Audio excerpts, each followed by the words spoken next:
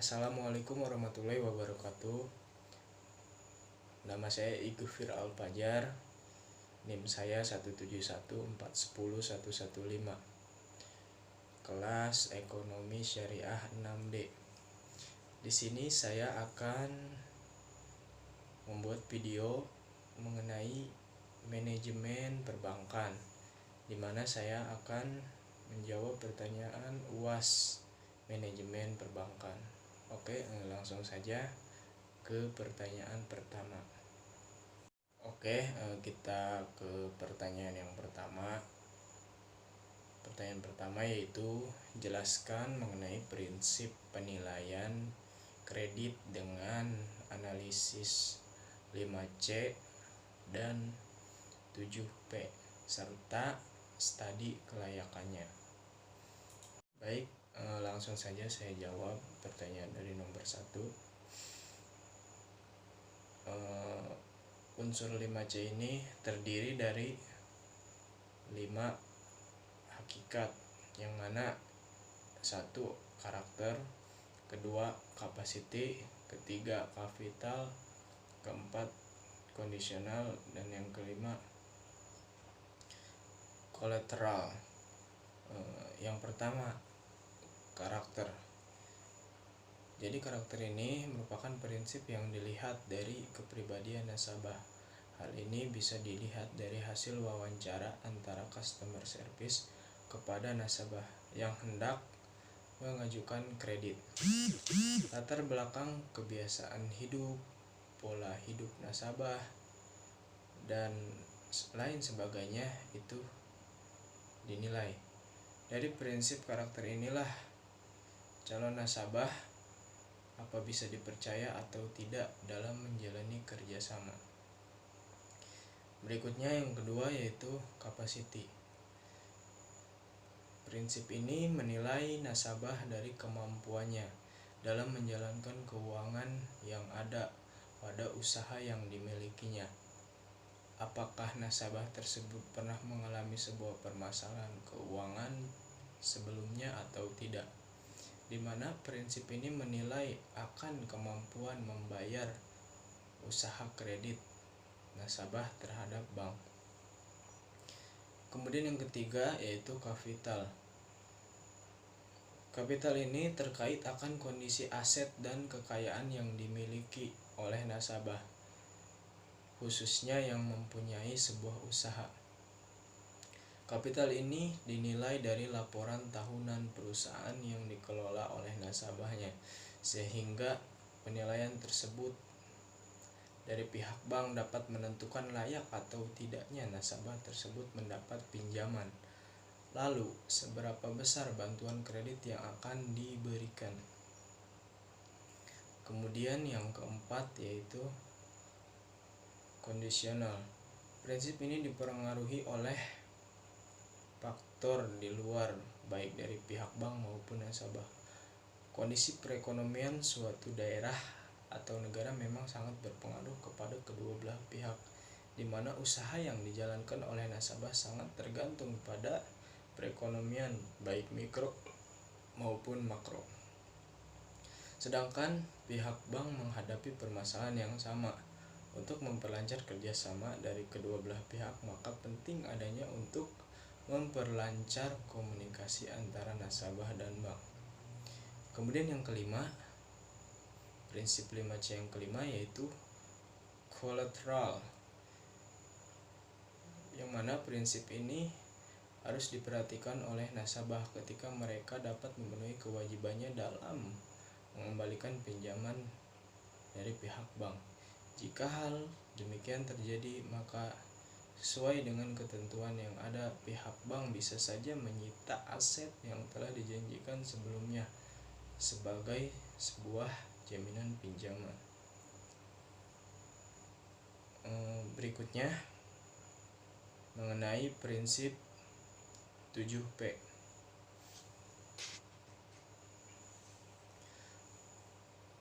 Mengenai prinsip 7P ini, yang pertama yaitu personality. Personality ini berasal dari kepribadian, dari calon peminjam yang mengajukan kredit.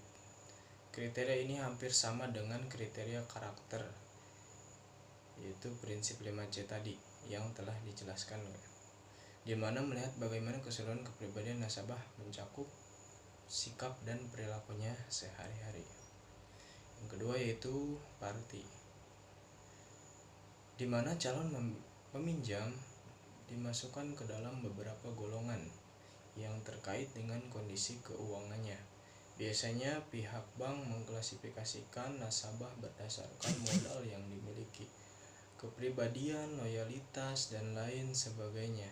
Dengan adanya perbedaan klasifikasi dan golongan ini, akan ada perbedaan pula dalam pemberian fasilitas kredit nantinya. Kemudian yang ketiga yaitu purpose, yaitu apa tujuan dari calon peminjam dalam mengajukan kreditnya.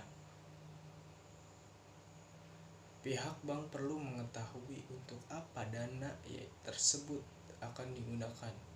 Misalnya untuk modal usaha, investasi, biaya pendidikan, atau justru kegiatan yang bersifat konsumtif. Hal ini juga akan menyesuaikan dengan fokus dari bank atau lembaga keuangan tersebut. Misalnya jika bank tersebut berfokus pada pengelolaan modal, maka akan tepat bagi nasabah yang mengajukan kredit untuk usaha. Kemudian yang keempat yaitu prospek. Kriteria keempat dari prinsip 7P adalah prospek, yaitu bagaimana usaha yang dijalankan oleh calon peminjam. Tentu saja prinsip ini berlaku khususnya bagi nasabah yang mengajukan pinjaman untuk modal usaha atau bisnis yang dikelolanya, dengan mengetahui apakah usaha dan bisnis tersebut memiliki prospek ke depan bagus atau tidaknya. Kemudian yang kelima yaitu payment. Ini masih berkaitan dengan kriteria sebelumnya. Payment ini bertujuan untuk mengukur bagaimana kemampuan bayar dari calon peminjam atau nasabah. Prinsip payment ini dilihat dari sumber pendapatan nasabah, kelancaran usahanya yang dijalankan seperti apa, hingga prospek dari usaha tersebut. Dengan begitu, pihak bank atau lembaga keuangan dapat menilai apakah nasabah tersebut memang dapat membayar kreditnya atau tidak. Kemudian yang keenam yaitu profitability. Profitability itu di mana pihak bank melihat bagaimana kemampuan calon peminjam dalam menghasilkan keuangan atau keuntungan. Sama seperti beberapa kriteria sebelumnya, kriteria ini lebih dikhususkan pada nasabah yang meminjam untuk keperluan usahanya. Semakin tinggi tingkat profitability dari calon peminjam, maka akan semakin tinggi pula kemungkinan kredit yang akan diajukan dan disetujui oleh bank. Kemudian yang ketujuh yaitu protection. Protection ini mengacu pada jaminan yang dapat diberikan oleh calon peminjam. Selain jaminan berupa barang seperti aset rumah atau perusahaan, proteksi ini juga dapat berupa jaminan asuransi yang dimiliki oleh nasabah.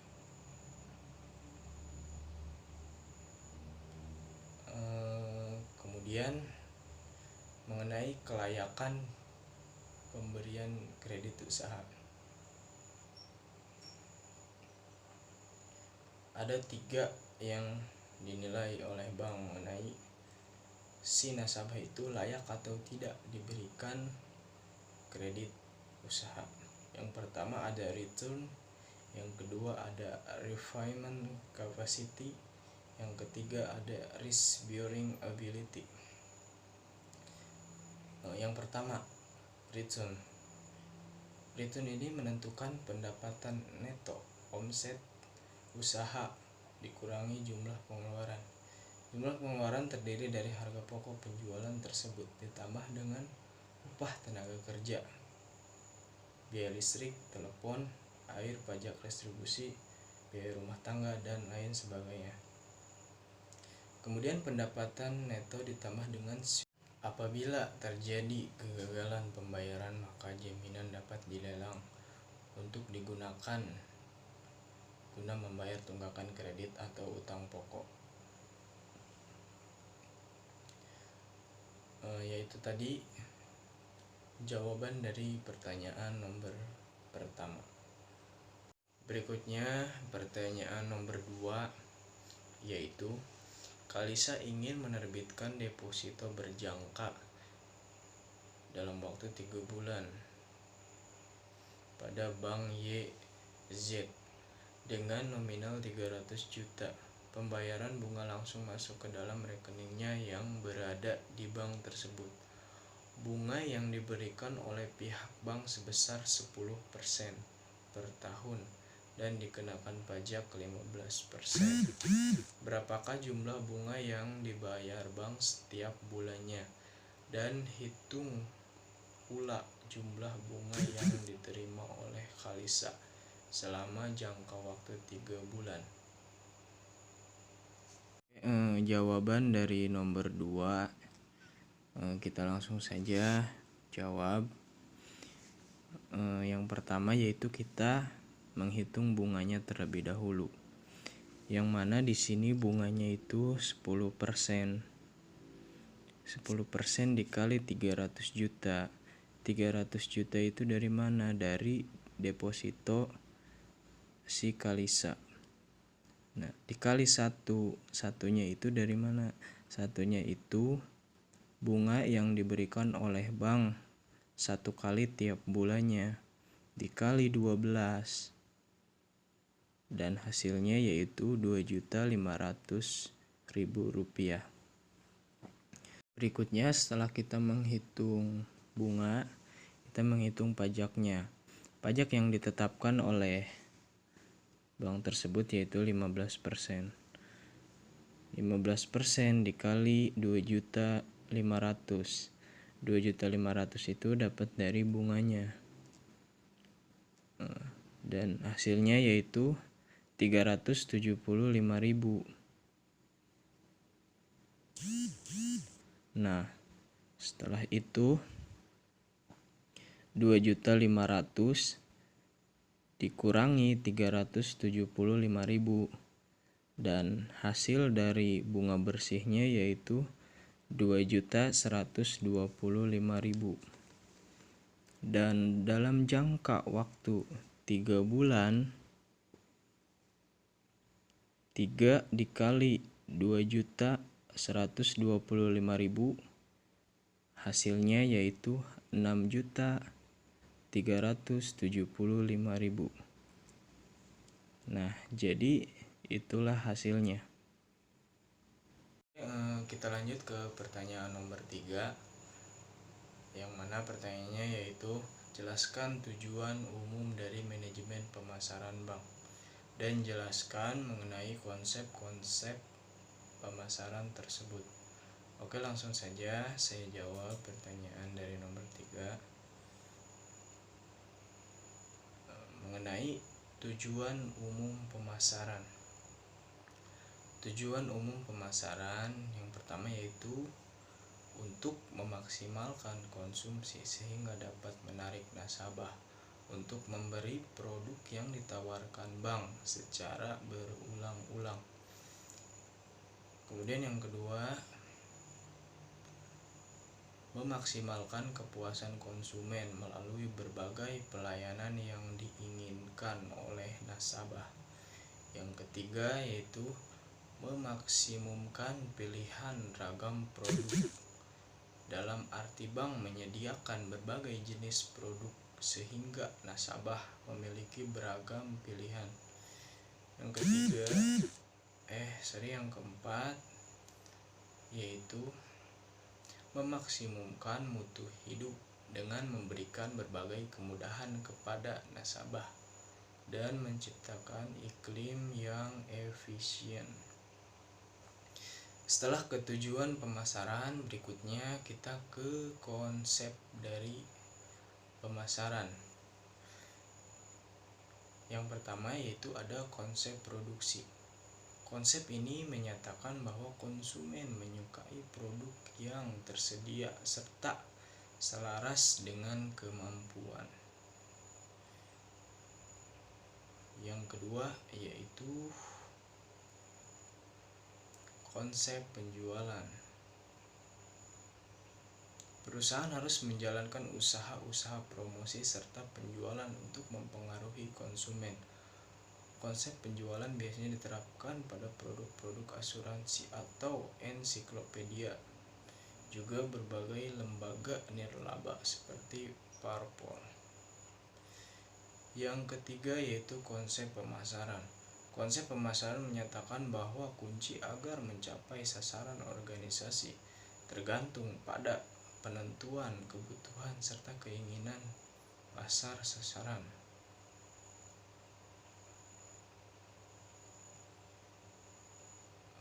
Konsep pemasaran mengacu pada dua hal.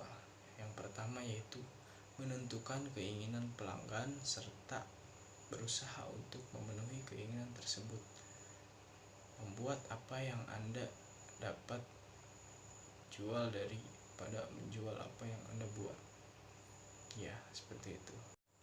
Setelah ke tujuan pemasaran, berikutnya yaitu ke konsep-konsep pemasaran. Konsep-konsep pemasaran yang pertama yaitu konsep produksi. Konsep ini menyatakan bahwa konsumen menyukai produk yang tersedia serta selaras dengan kemampuan. Yang kedua yaitu konsep produk. Konsep ini menimbulkan adanya marketing, pemandangan yang dianggap dangkal terhadap pemasaran. Secara umum, konsep produk menekankan terhadap kualitas penampilan serta ciri-ciri yang terbaik. Berikutnya yaitu konsep penjualan. Perusahaan harus menjalankan usaha-usaha promosi serta penjualan untuk mempengaruhi konsep konsumen. Konsep penjualan biasanya diterapkan terhadap produk-produk asuransi atau ensiklopedia, juga sebagai lembaga nirlaba seperti parpol. Berikutnya yaitu konsep pemasaran. Konsep pemasaran menyatakan bahwa kunci agar mencapai sasaran organisasi bergantung pada penentuan kebutuhan serta keinginan pasar sasaran. Ya, pertanyaan nomor 3 sudah terjawab dan sudah selesai jawaban dari UAS Manajemen Perbankan. Kurang lebihnya mohon maaf apabila ada kesalahan dalam menjawab ataupun menyampaikan jawaban tersebut. Ya, kurang lebihnya mohon maaf. Wabillahi taufiq wal hidayah. Wassalamualaikum